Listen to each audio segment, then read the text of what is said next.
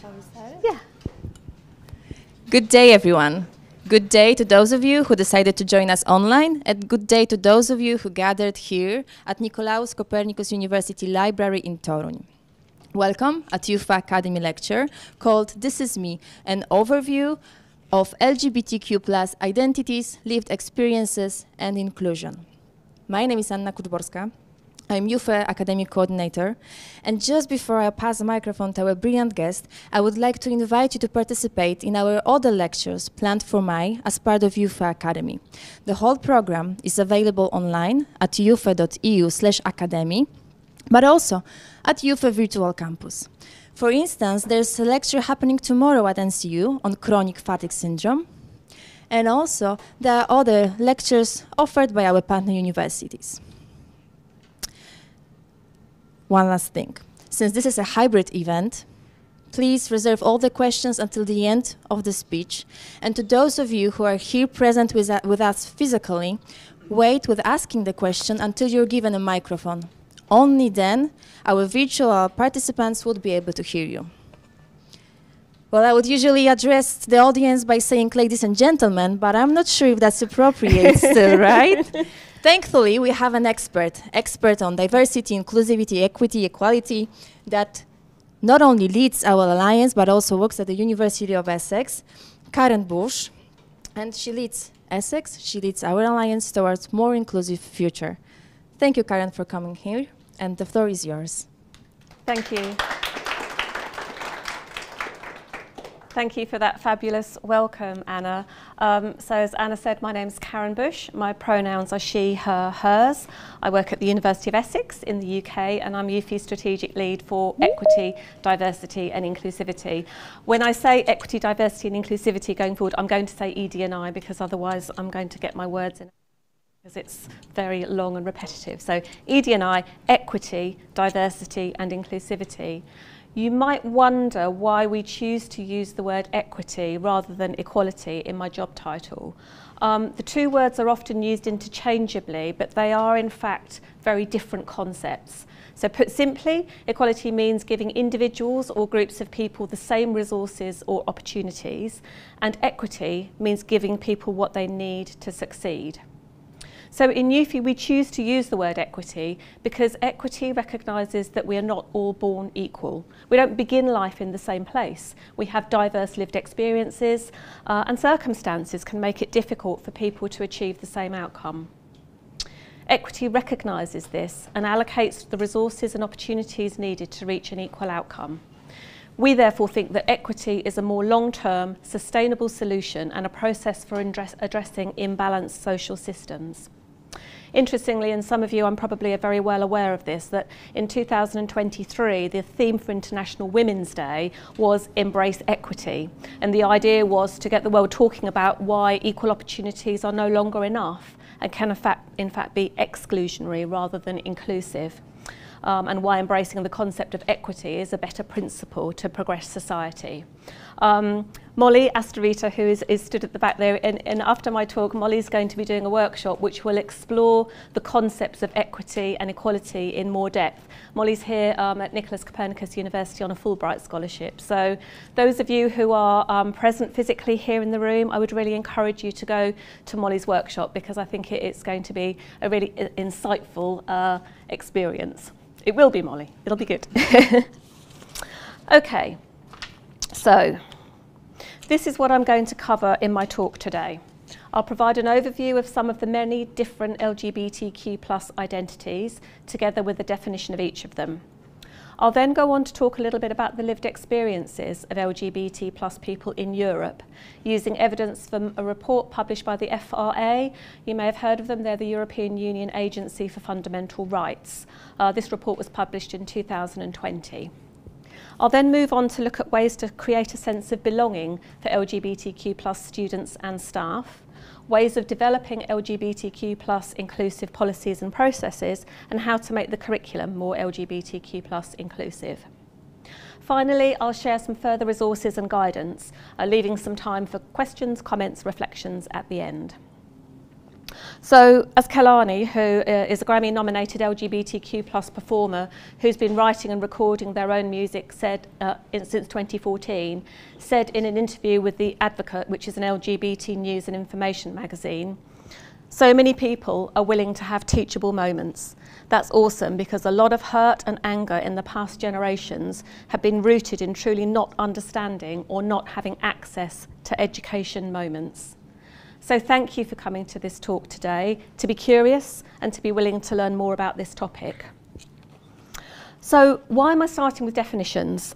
Because I want to make sure that we all have a shared understanding of the language that I'm going to be using. This is important because language is powerful, and the words that we choose really matter to the context that we are speaking in. If we use words without fully understanding their meaning, or without knowing that the person or people that we're talking to understand them in the same way, it can cause confusion, misunderstandings, and can derail a discussion. I started this talk with a brief explanation of the difference between equity and equality for that reason. And after this talk, if you're interested, you can look at the UFI ED&I Glossary of Terms, which is where most of the definitions that I will use today come from. I'll share a link to this and to other resources that I will talk about during my talk at the end. Before we get more into the definitions, I should highlight that the language around LGBTQ plus identities is still evolving. The internet provides a platform for people to explore common experiences with gender diversity in particular, and people are increasingly finding new ways to articulate those experiences in a way that best fits them. The size of the acronym and the number of identities it seeks to cover might seem intimidating. You don't want to make a mistake, you don't want to intentionally offend someone. That's why if you don't understand a word someone is using, or how the word should be used, or what word you should use, the best idea is just to ask. If you make a mistake, that's fine. We all make mistakes. We just apologise, move on, and try not to make the same mistake again. Okay, so what is diversity? UFI defines diversity as embracing and taking into account the differences between individuals and groups of people, and uses the term diverse to mean a group made up of people or things that are very different from each other. In other words, diversity refers to both an obvious fact of human life, namely that people differ in dimensions such as gender, ethnicity, the languages we speak, our cultural background, sexual orientation, education, income, social roles, and countless other domains. And the idea that embracing this diversity drives cultural, economic, and social vitality and innovation. Indeed, decades of research suggest that intolerance is detrimental to our well-being, and that individuals thrive when they embrace the diversity of the world. How does UFI define the terms inclusion, inclusivity, and inclusive? UFI defines the term inclusion as the act or state of including or being included within a group or structure.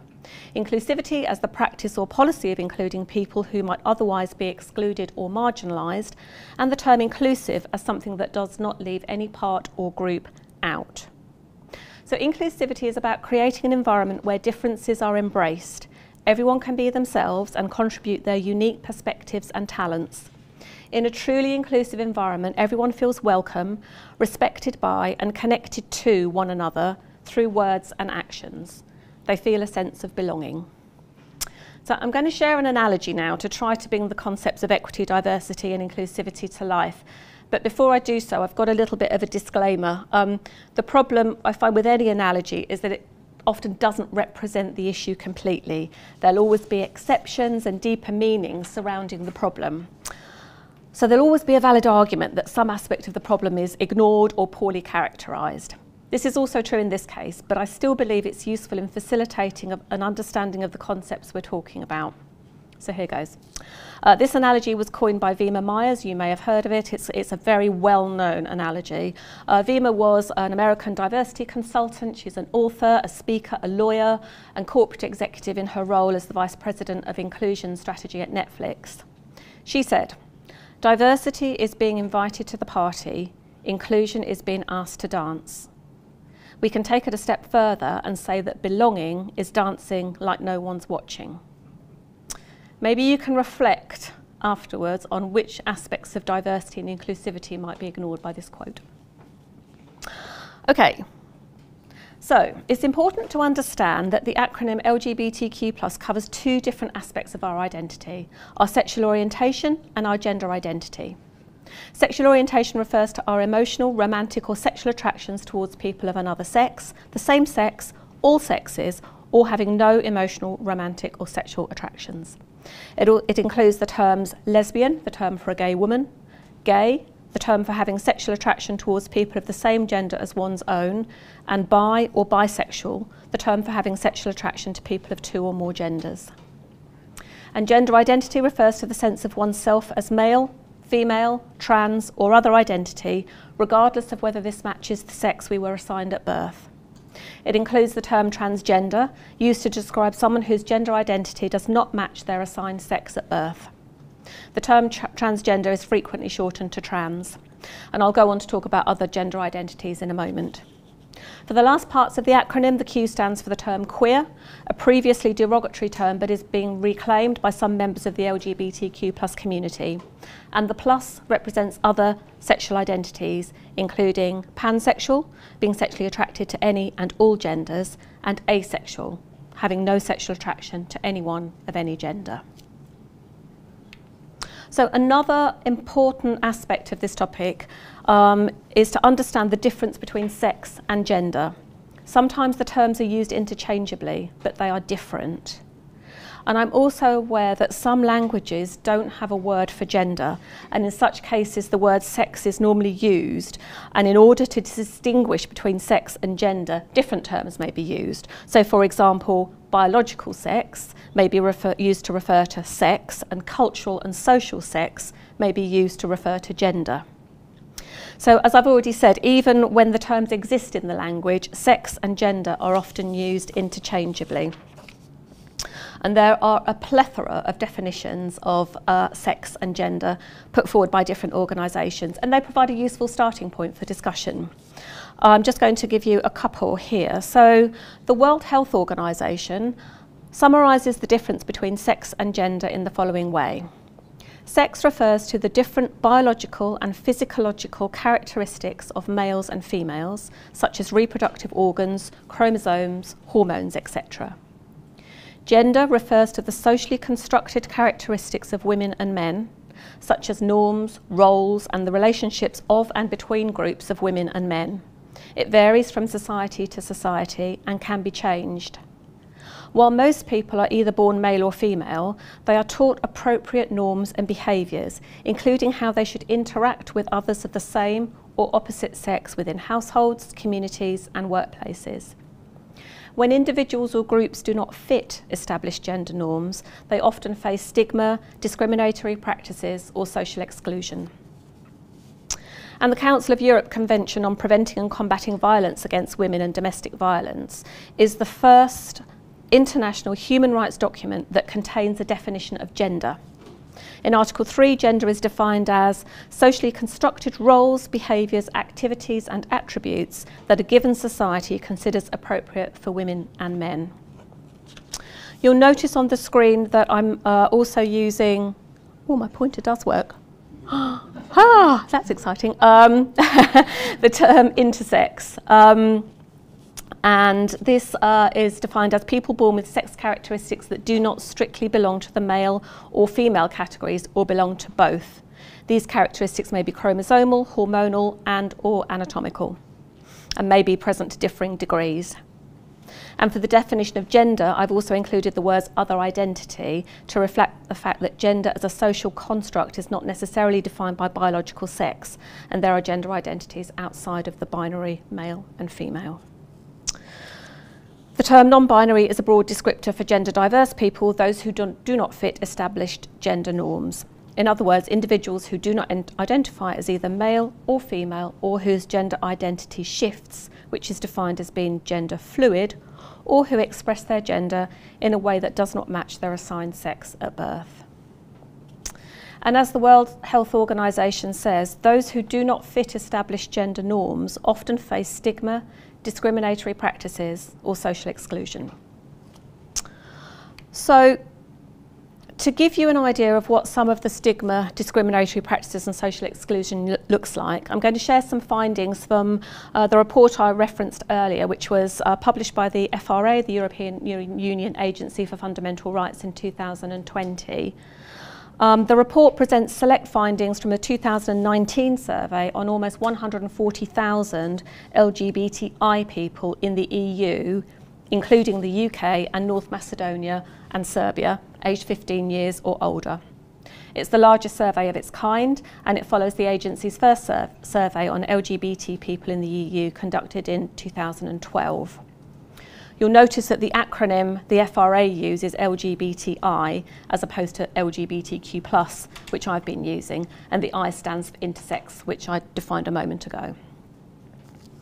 So the report concludes that discrimination in everyday life persists, at work and at school, at cafes, restaurants, bars and nightclubs, when looking for housing, when accessing healthcare or social services, and in shops. Harassment and physical and sexual attacks also remain concerns. Trans and intersex people especially face challenges, including when having to show identification documents. I've put the link to the report in my presentation, which we will share with you in the coming days. So, being afraid to hold your loved one's hand in public, skipping office banter to avoid divulging with whom you share your life, choosing the long way home to sidestep potentially hostile ground, and enduring ridicule every time you show your personal identification, remain realities for all too many lesbian, gay, bisexual, trans and intersex people across the European Union and beyond. The title of the report says it all: a long way to go for LGBTI equality. The quotes on the screen here are all taken from the report. Just take a brief moment to read them.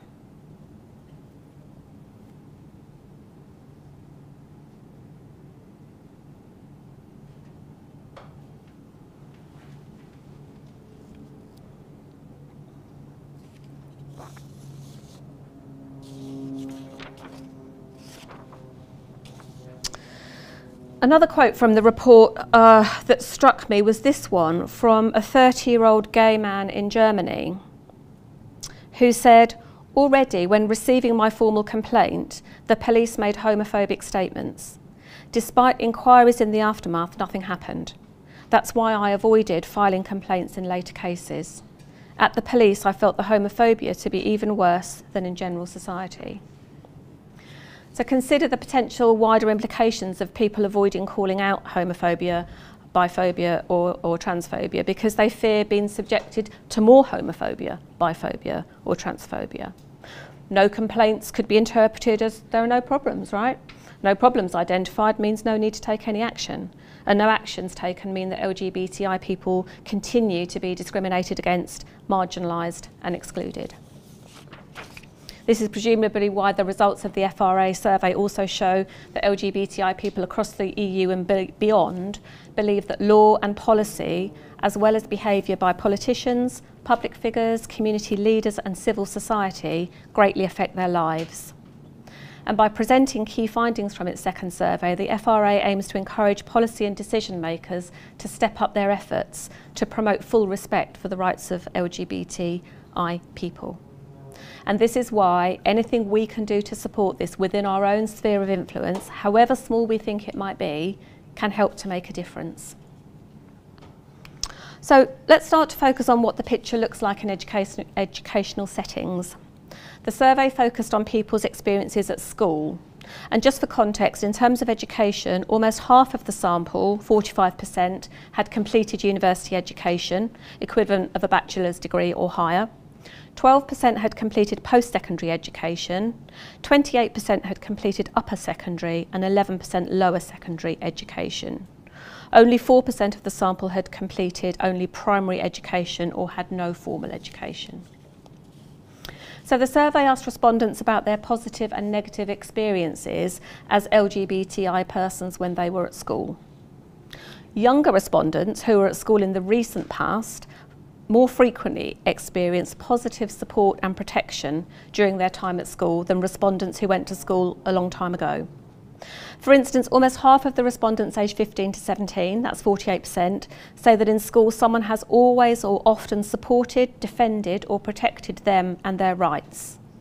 This proportion drops to a third, 33%, for respondents aged 18 to 24. It drops to 13% for those aged 25 to 39 and 7% for those 40 and over. The majority of those aged 25 and over say either they have never experienced such positive support or that this does not apply to them. The proportion of respondents who indicate that this did not apply to them increases with age, from 15% for those aged 15 to 17, rising to 49% for those aged over 55. So this could indicate that across generations, progressively fewer respondents are hiding being LGBTI at school. And this positive trend is partly reflected in responses to questions about how schools have addressed LGBTI issues over generations. Among respondents over 55, 86% say that LGBTI issues were not addressed at school. This decreases to 47% for those aged 15 to 17. So this indicates that LGBTI issues are gradually being addressed more in schools, and such issues are progressively addressed more positively than before. Survey respondents aged 15 to 17 say LGBTI issues were addressed during their school education in a positive way in 13% of the cases, 19% of the cases were addressed in a neutral and balanced way, and 10% in both positive and negative ways. Only 10% of the LGBTI respondents aged 15 to 17 say that such issues are addressed negatively today at school. So the survey didn't actually ask questions specifically in relation to people's experiences at university, but more general questions about in which areas of life people felt discriminated against were asked, and the results are quite shocking. Just take a moment to read the statements on the screen.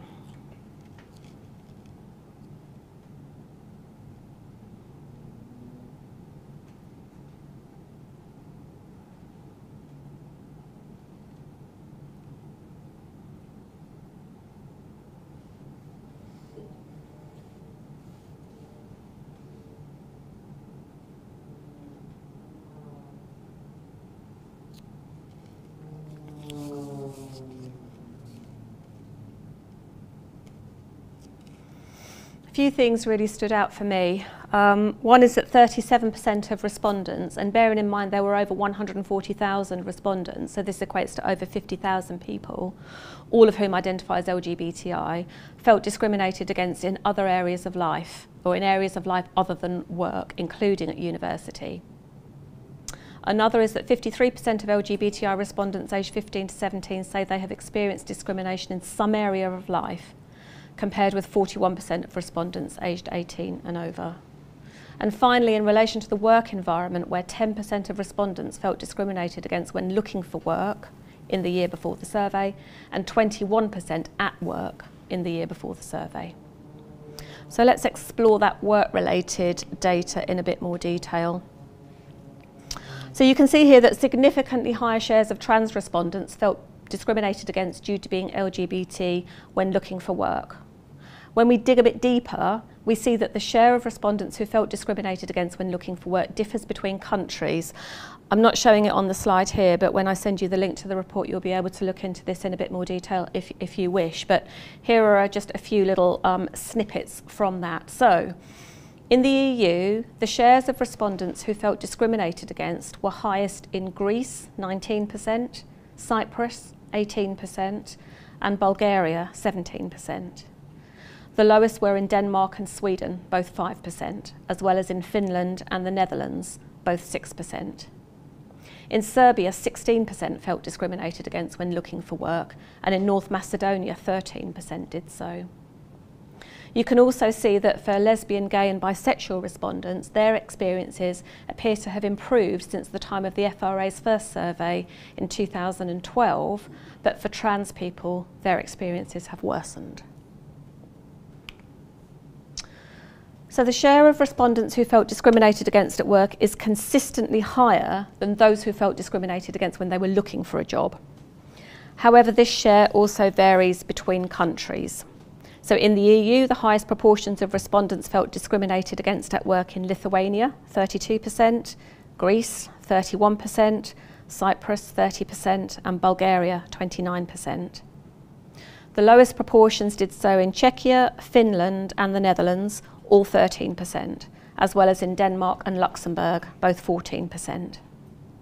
In Serbia and North Macedonia, about 1 in 4 felt discriminated against at work for being LGBTI, 24% and 25% respectively. What we also see is that for LGBT respondents, their experiences since 2012 have either not improved at all or have worsened, significantly so for trans respondents. So hopefully now you've got a sense of the lived experiences of some people, and of course a survey is a snapshot in time. It's a moment in time from the perspective of a limited number of people. And you may have or have knowledge of different experiences in different contexts, but what can we deduce from what we know? That workplaces have become complacent, maybe. That workplaces are not effectively enforcing policies, maybe. Existing policies are not fit for purpose, maybe. There's been a change in social attitudes, maybe. What I think we can deduce is that we need to do more to ensure that LGBTI people are not discriminated against in the workplace or anywhere else. They have the same opportunities as heterosexual people and cisgender people. And by cisgender people, I mean people whose gender identity matches the sex they were assigned at birth. And that they can feel that they can come to the party and feel that sense of belonging by dancing like no one's watching. So outside the context of a party and within a higher education context, what can we do to create a sense of belonging for LGBTQ+ students and staff? I hope the suggestions I'm going to offer are useful for you. They're mainly relevant for staff in higher education institutions, but for students in the audience, you can also use them, for example, to encourage your teachers to embed LGBTQ inclusive practice in your learning. Also, the suggestions do not take into account any national legislation or institutional policies. So, of course, everything you should do should be within the confines of the framework and the context within which you work. One of the things that I've learned working for UFI is that all our partner institutions are at very different places when it comes to embedding equity, diversity and inclusivity, and so need to implement initiatives in a way, in a sequence that works for their own particular legislative, cultural and political environment. Okay, so here are a few ideas on the theme of creating a sense of belonging for LGBTQ+ students and staff. Be explicit about your university's commitment to LGBTQ+ equality through your website, your digital communications, open days, outreach programmes, etc. I recall many years ago talking to a professor of law at the University of Essex.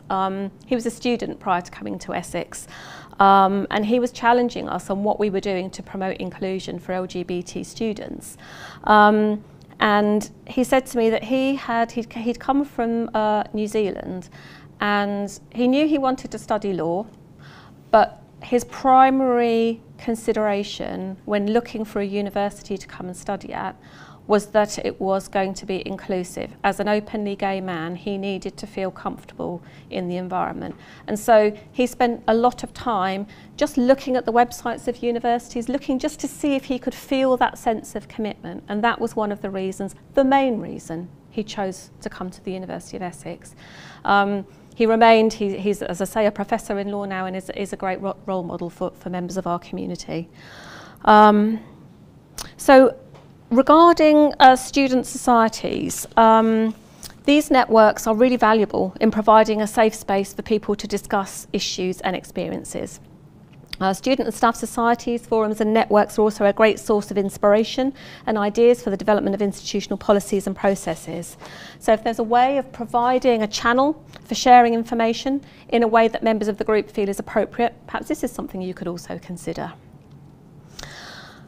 Yeah, I'm going to touch on toilet and changing facilities. They've become the subject of intense scrutiny, especially regarding the inclusion of trans and gender diverse people, and a target for general social anxiety about safety and gender.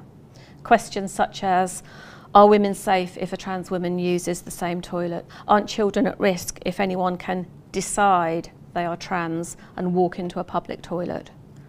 Without the provision of gender-neutral facilities, trans and gender-diverse people are forced to choose between the single-gender facilities, and this means there's the risk that students and staff will experience harassment, discrimination, intimidation, and refusal of access due to their gender identities. While the discrimination is quiet, because it doesn't appear as an overt act of violence, it remains a form of violence because trans and gender-diverse people feel policed and threatened navigating these spaces. So providing gender-neutral facilities is a way of helping trans and gender-diverse people feel they belong. Something else you can do is provide and proactively encourage and communicate routes for reporting discrimination, bullying and harassment. As we discussed earlier, don't assume that if you don't get any reports then everything is fine. Investigate why that might be. Is the culture of your organisation conducive to people feeling their experience will be taken seriously, that appropriate action will be taken and that they will be supported? Do you have support mechanisms in place for students and staff? And how do members of your community know what LGBTQ+ discrimination, harassment, bullying and microaggressions look like? Providing training sends a strong signal that this is important and provides an opportunity to enable and empower people to challenge inappropriate behaviour in an appropriate way. And putting on events is also a good way of raising awareness of the issues and sharing your institutional approach and policies, but we must also be mindful that sporadic events alone risk being superficial if they're not backed up with actions and accountability. Okay, now let's look at a few ways in which we can develop inclusive policies and processes. Firstly, avoid making assumptions in your policy documents that families always comprise a husband and a wife. Be explicit about the fact that it covers all types of families and partnerships. Hopefully your policies do, if this is permitted. So that this is clear to the reader. Imagine if you're married to someone of the same sex and you want to know if a policy is appropriate for you and it's not explicit, what's the only thing that you can do? Ask. And by asking, you need to out yourself. Include reference to your LGBTQ+ inclusion policies in job adverts. This goes back to the point I made earlier about being really visible in your commitment. Excuse me. And it also helps to attract a diverse group of applicants, be they students or staff. The more likely LGBT+ people will feel that your organisation is the place for them. I mentioned a moment ago about training staff on what LGBTQ+ discrimination, harassment, bullying and microaggressions look like, and this can also be included in your anti-discrimination, harassment and bullying policies. As we know, legislation that both prevents discrimination of and also criminalises LGBTQ+ people exists in different countries in the world. So as part of our duty of care as employers and education providers, we should consider the safety of LGBTQ+ students and staff in our mobility policies and guidelines, and this includes in any related risk assessments. We know that a big issue for trans and non-binary students and staff is not being able to use their title, name and gender identity when registering on university systems. This can result in them being misgendered and dead-named, the term for referring to a trans or non-binary person by a name they used prior to transitioning, such as their birth name. I know this is challenging. Many of the systems we use in higher education are not particularly flexible, but any kind of workaround that we can put in place and give some thought to will really help to make a positive difference for those members of staff and students. And then involve LGBTQ+ students and staff in the development of your policies and processes.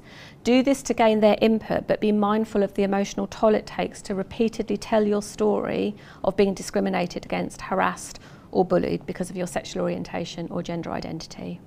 Do this to give value to the voices of marginalised groups, to make your policies and processes more inclusive, but don't burden them with the work. It's not for them to do. And then the last topic I want to cover is making the learning environment more LGBTQ+ inclusive. And you can do this by setting assignments and using case studies that help challenge LGBTQ+ stereotypes or raise awareness of relevant issues. And this is not just for the disciplines that more easily come to mind when we're thinking about LGBTQ topics such as sociology or history or health-related topics. It can be in relation to economics, for example. You might have heard of the pink pound, which describes the purchasing power of the LGBTQ plus community. Or it could be in relation to electronics, encouraging students to design and build something that expresses an LGBTQ plus identity. You can be really creative here. You can integrate LGBTQ plus history and achievements into relevant subject areas, highlighting influential figures in fields such as science, the arts and social activism, and include LGBTQ plus related books, articles, readings to your course bibliography. Maybe liaise with your library services to see what they already have and what they could source. The University of Essex has access to an LGBT magazine archive called Archival, and it runs many of the most influential long-running serial publications covering LGBT interests, including The Advocate and The Gay Times, respectively. It chronicles more than 6 decades of the history and culture of the LGBT community, so it's an incredible resource.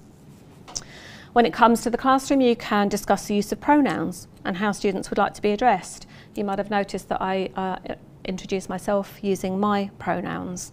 Doing so at the start of the class will help to put LGBTQ plus students at ease and provide them with the opportunity to share their pronouns if they wish. Avoid the use of binary gendered groupings in class, as this requires non-binary students to choose a gender they do not identify with, and trans students who are not out may feel obliged to choose the group that aligns with their sex they were assigned at birth, rather than the one that reflects their gender identity. Where there are opportunities, teach about the intersectionality of identities. Acknowledge we all have multiple identities that intersect and affect our experiences. We can engage in personal and professional development and seek opportunities to enhance our understanding of LGBTQ issues in education. We can attend workshops, conferences or webinars that focus on LGBTQ plus inclusive practices. And we can stay informed. We can keep updated on LGBTQ plus terminology. As I said at the start, it's constantly evolving. We can stay updated on current research and best practices in LGBTQ plus inclusive education, exploring reputable resources, books and websites that provide valuable insights. Which kind of brings me back to where I started, really, with the quote from Kalani about being willing to have teachable moments, which is about building our understanding. I'm learning all the time. I've been working in this area for many years now, and I'm constantly learning still. We need to build our understanding. We need to be open to and value different perspectives, and ultimately try and make the world a more inclusive place for everyone. So I wanted to end really with a more personal story, because we can look at data, qualitative and quantitative. We can consider experiences shared by anonymous people. But at the end of the day, those experiences are real for that person. It's their experience, it's their story, it's real to them, it's about real people. And I wanted to share with you a little video which was made by somebody called Jamie Rains. Jamie is the son of Professor Christine Rains, who has been worked at the University of Essex for many years.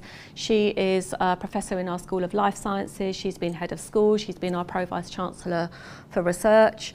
Jamie is her son. He's a trans man. He's an openly trans man, and he's documented his journey of transition over the past 6.5, 7 years, longer maybe. And Jamie was also a student at the University of Essex, and he's become a fantastic role model for trans students. So I want to just share this little video with you, which is a note to himself, his pre-transition self. Dear me, I guess. Oh man, this is going to be a bit weird. These are just some things that I want you to know, because it will make things a lot easier and less confusing. Pretty soon, you're going to realise something big about yourself. Huge, massive, absolutely gigantic, and it will change your life forever. For the better though, I promise. I know that you're currently going through a really tough time, but you'll get through it and things will just go up from here. But first, because I know you're dying to find out, you're still skinny. Yeah, sorry about that. Anyway, a documentary will play a big role in you figuring out why you've always felt uncomfortable with yourself and like something was different about you. You're not weird, you're not a freak, you're transgender. There is nothing wrong with you and you're not alone. That thing that you've always felt about yourself? Well, it's true, and you are not crazy for feeling that way. I know this is sounding scary at the moment, and you will be scared about this, like really terrified. But you'll also be really relieved. This is what you needed to find out in order to move forward and live your life happily. To be honest, I'm not sure what would have happened had you not found out. Now, you're going to need to take some time for yourself to figure all of this out. And you will get pretty obsessed with watching YouTube videos and reading endless blogs about people going on their own journeys. Try writing down how you're feeling. I know you won't be able to talk about it straight away. The hardest thing is going to be accepting yourself, but with time and seeing others out there going through the same thing, you'll get there, and one day you'll be really proud of who you are. The more you look into transitioning, the more desperate you're going to be to get started. It'll be confusing to find out how to actually start transitioning. There isn't much information out there, though you could get better at using Google. Now that you know it's out there, you're already going to feel like everything is happening too late and too slow. But don't worry, it will happen. You'll be focused on testosterone and getting top surgery, but don't underestimate how great socially transitioning will feel. You will still feel dysphoric about your body, and no, you won't always be gendered correctly, but just being able to live as yourself will be a huge relief. You're so lucky to have such an amazing and supportive family. They stay that way, and you still can't thank them enough. I just wish you could come out to Dad and Gordon yourself, but I understand that you're scared. Your friends are also pretty great too. One in particular. All in all, you were really lucky to have so much support and to not meet a huge deal of negativity. There are some people that don't accept you for who you are, but stay calm. The ones that matter will come round with time and education. Oh, and those comments online, they won't upset you forever. So, hello Jamie, I guess. It'll take a while for everyone to start calling you that and using male pronouns. It will be frustrating, even embarrassing at times, but they're trying and they will get there. Being called Jamie will feel weird at first, but that's normal and won't last long. Over the next 6 and a bit years, there will be tough times, great times, and okay times. Coming out will be the scariest but most important step. Testosterone is amazing, but not magic. Hint, your beard takes ages.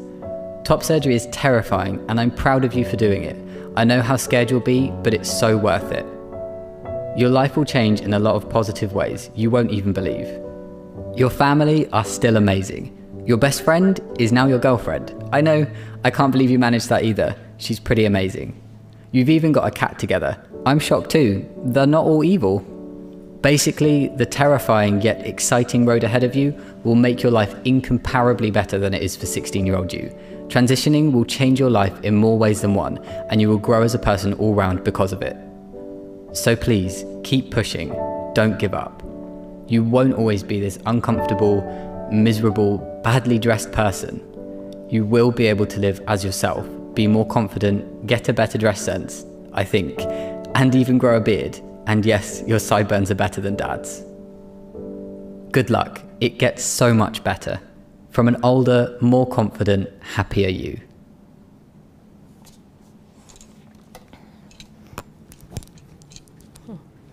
So that's Jamie. He's now actually married to his what was then girlfriend when he produced that video. So he did, if you just Google him, you'll find so many videos about Jamie, but he actually recorded a time-lapse video. So he took a photo of himself, I don't know if it was every week, month, whatever, but for the whole of his transition, then did it as a time-lapse video, so you can see him go through his transition. Okay, so I hope you enjoyed the talk. I hope you found it interesting, useful, inspiring. We try to make all of the learning kind of activities that we put on within UFI, and in particular the work package that I lead, thought-provoking and interesting and inspiring, and I hope you found it the same. We do have a little bit of time for questions, but before we do this, I'm sure that you're all familiar with this. I've seen a beautiful, huge poster of this already today in Polish, posted in a building somewhere not too very far from here, I think on the Rectorate, I think it is. This is the UFI Community Code of Conduct. As I say, I'm sure you're quite familiar with it. And whenever we lead a discussion on an ED&I related topic, or whenever we have a meeting. And it's not just about ED&I topics, it's about the way that we interact with each other on a daily basis. We try to introduce the code of conduct as the kind of framework within which we do that. So in the context of a talk like this, if we now move into a question and answer session, I think if we can all agree to honour confidentiality. So if someone shares a personal story or a reflection or an experience or a viewpoint, we agree not to repeat it outside of this circle, including obviously the virtual circle. That we listen to understand. Listen not just to the views being expressed, but the emotions behind those views. That we respect other people's stories and experiences. We might not relate to those perspectives of others, but we should respect their right to have it. We should be mindful of the impact of what we say, choose our words carefully. As I said earlier, language is powerful, and communicate with intention and respect. Give and receive caring feedback, so exercise empathy when giving feedback. Try to understand where the other person is coming from and accept feedback given with empathy gracefully. Practice and respect self-care. Discussions on these sorts of topics can be emotive. If you feel like you need to take a break from the conversation, please do so. And likewise, if you see somebody else taking a break, respect their need to do so. And be curious about emotional responses, both yours and those of others. Being curious helps us to understand ourselves and others better. I've talked quite enough. Right. The floor is yours, so if anybody has a question, wants to share any reflection or make a comment on anything that I've said or anything that I've not said, please do so. I think Anna has a microphone, and also I think people listening in virtually also have the opportunity to put a question in the chat if you'd like to ask a question. I don't know why I'm doing this, but yes, if you'd like to ask a question, you can pop it in the chat. But I'm happy to try and answer any questions or reflect on any comments that you might have.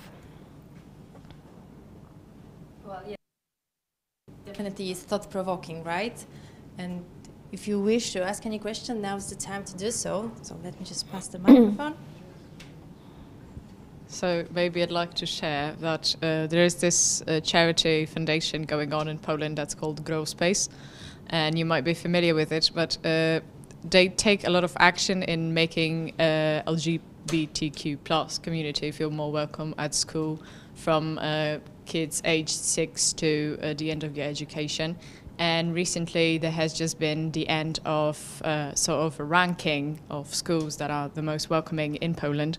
And I think 2 or 3 schools from Toruniu were on the list, so that's a success. It's 3 more than last year, so that's great. But I feel like there is a lot of options right now to work on inclusivity, and I feel that even though we might be perceived as sort of, you know, a country that's maybe not that involved in fighting for equality, we are taking good steps towards the future.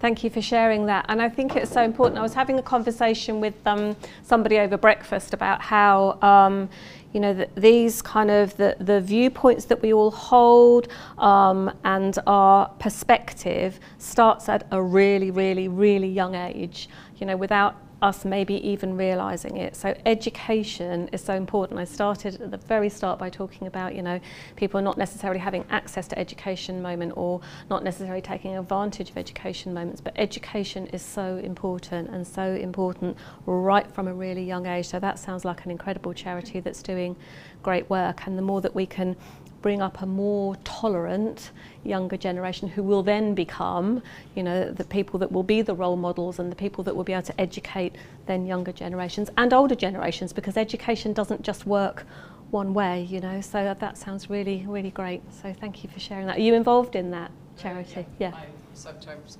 participate in activities yeah. to promote the ranking, sort yeah. of to get some votes in.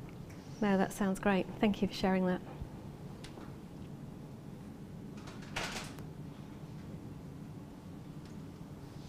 I can add from our part that we are doing our best. I hope that our society, our community can notice that, but also we face challenges in our language. It's not that inclusive, so we try to make it more inclusive, which often prolongs the sentence.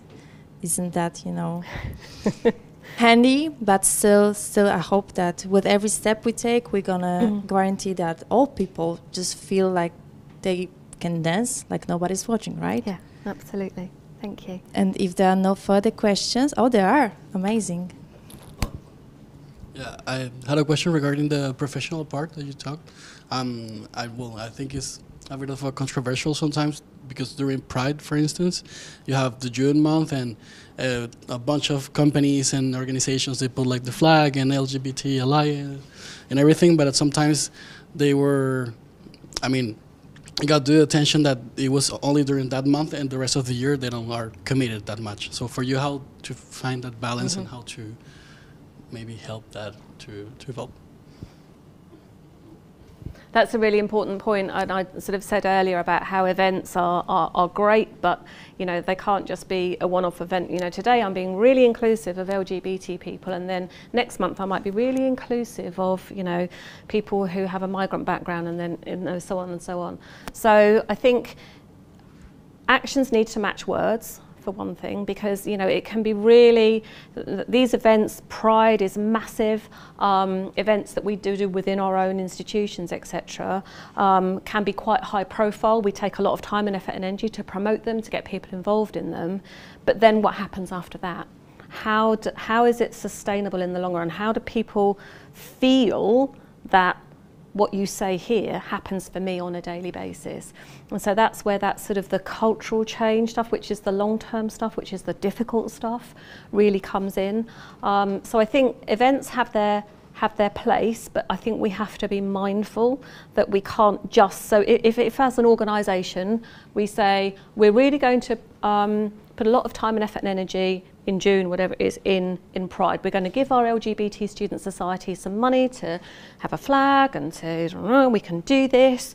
But then how do you then embed that into the everyday in your organisation? What else are you doing to make that transition into something that's long-term and sustainable and contributes to that cultural change? And that's the challenge. At Essex we've been working on these topics for many, many years, and we're still faced with that. And it's a very delicate balancing act, because often institutions don't have masses of resources to put into this kind of work. So how do you balance the sort of the showcasing stuff, which is important because we know that raising awareness is really important and we know that visibility is really important, but how do you then balance that with needing to put time and effort and energy into some of the other kind of stuff that's a little bit less visible but that contributes to that cultural change? So I think it's a really valid point, and I think it's something that we all struggle with actually within institutions, but that's not to say that we shouldn't do some of those really big things, because actually what we see often coming out of the really big Pride events are sort of very visible role models, for example, not necessarily institutionally but nationally, internationally, who can start that conversation going. So I think it's using that visibility, using those months, but not just thinking, right, we've ticked off the LGBTQ plus inclusion thing because we've done something on Pride, or now we need to think about Black History Month. What are we going to do for Black History Month? And also thinking about intersectionality, because if you are a gay, black, disabled, older woman, your experiences are going to be very different from if you're a young, gay, white woman, for example. So again, we shouldn't always look at these things in silos, I think. And I think the message that we're trying to promote within UFI is about inclusion for all. And yes, it's important to understand the different challenges that different groups of people face based on a certain aspect of their identity, but actually we're all very complex individuals, and we're all individual, and we all have a multitude of identities that kind of contribute to our experiences. So I think maybe this is where, Pride and other kind of big events like that that have traditionally focused on one aspect of an identity can maybe move and progress a bit further forward. And maybe this is something Molly will touch on in her workshop after this as well, in terms of thinking more broadly about intersectionality. And I know certainly when we're thinking about gender equality more broadly, I know there's a lot of talk about how sometimes if you only focus on one aspect, you only focus on gender, you actually miss a vast array of different experiences, and you get taken down a road because you think, well, actually, in order to make this better here, we need to do this. But actually what you're doing is leaving behind a whole group of other people as well. So I think the sense of thinking about us all as very complex individuals, but the sense of we all have multiple identities and they all have an impact on our experiences is perhaps something that I would think we might want to focus on a little bit more. Very roundabout way of answering your question, Jose. Any other questions? Oh, there it is. Just wait.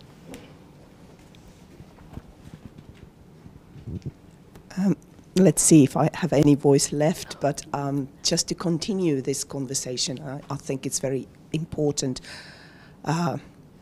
to also see that grassroots level communication, and it can be so subtle. In our university, we had this wonderful lecturer of guidance and counseling who also did the guidance and counseling work herself. And she noticed, analyzing her own work, that, okay, for some reason I'm not getting questions related to these matters in my conversations with the students, and yet I'm quite sure that these are also questions within the student population. And she wondered, what can I do? So she took this tiny little rainbow marker and put it in her desk table, so everybody who entered the room saw it. Just a tiny little thing. And all of a sudden, the conversations that she had been waiting for came. And so she encouraged others to do similar things. Because when you're wounded, when you're scared, you have been treated in millions of wrong ways. You are searching for those tiny little cues telling that, okay, this is a safe place, this is a safe person, with this person I can talk with. And especially when it comes to organizations, I think there are key people there. They are the ones who, for example, do the onboarding for new staff, or they are the mentors who help the entering students that could benefit from this kind of approach, and really give the whole organization a kind of atmosphere that I'm welcome, whoever I am. Thank you, Katinka. So for those of you who don't know, Katinka works at the University of Eastern Finland, in Finland, so that was the context within which Katinka was talking. But I think that's really helpful. Rainbow lanyards, rainbow laces, whatever, some kind of visible sign that actually I'm someone who you can come and talk to. And that also makes me think about how we equip staff in that context to be able to have those conversations. So whether it's some training, we at the University of Essex, we do some work with a group of people who have sort of signed up to be an LGBTQ plus ally, for example. So how do we support people in having those conversations as well is really important, I think. But yeah, you know, you may have experienced this yourself, or you may be able to consider what it might feel like to desperately want to talk to somebody, but actually not feeling, or not maybe being confident enough to think that this person that would be the obvious person to go to, but I don't know whether they're going to be empathetic. I don't know. But actually that little sign is like, okay, it's probably okay for me. And actually they might not know everything. They might not be able to answer everything, but I know that sign tells me that I will be met with empathy and understanding, if not answers necessarily. So thank you for that. Well, the time is running short, so just maybe one last question or last comment, and if not, then we can still explore the differences between equity and equality, which you addressed at the beginning of your speech, during the workshop that Molly will be given in a half hour. And if there are still some comments that you wouldn't want to discuss now, you can always write at UFE at UMK, not NCU this time, okay, .pl, and I will be sure to pass those questions to Karen, or just comments. So thank you, Karen, one more time. Thank you. I'm so thrilled that you were able to come here. Thank you. Thank you. Thank you.